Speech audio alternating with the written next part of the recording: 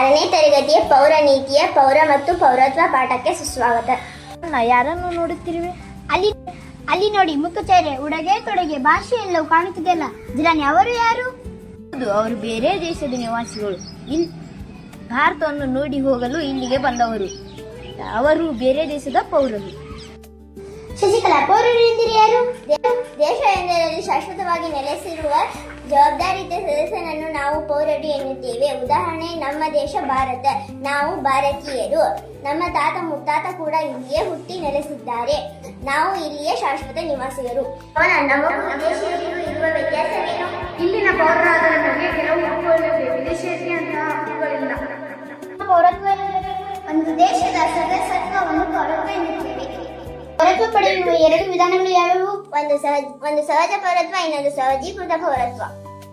ಪೌರತ್ವ ಪಡೆಯುವ 3 ವಿಧಾನಗಳು. ಮೊದಲನೆಯದು ಜನನದ ಮೂಲಕ, ಎರಡನೆಯದು ವಂಶ ಪರಂಪರೆಯ ಮೂಲಕ, ಮೂರನೆಯದು ನೋಂದಣಿ ಮೂಲಕ. ಹಾಗಾದರೆ ಯಾವ ಸಂದರ್ಭಗಳಲ್ಲಿ ಒಬ್ಬ ವ್ಯಕ್ತಿ ತನ್ನ ದೇಶದ ಪೌರತ್ವವನ್ನು ಪಡೆದುಕೊಳ್ಳುತ್ತಾನೆ? ಒಂದು ಪರಿತ್ಯಾಗ, ಇನ್ನೊಂದು ಅಂತ್ಯಗೊಳ್ಳುವಿಕೆ, ಮೂರನೆಯದು ನಿರಾಕರಣೆ. ಪೌರರ ಲಕ್ಷಣಗಳು ಯಾವುವು?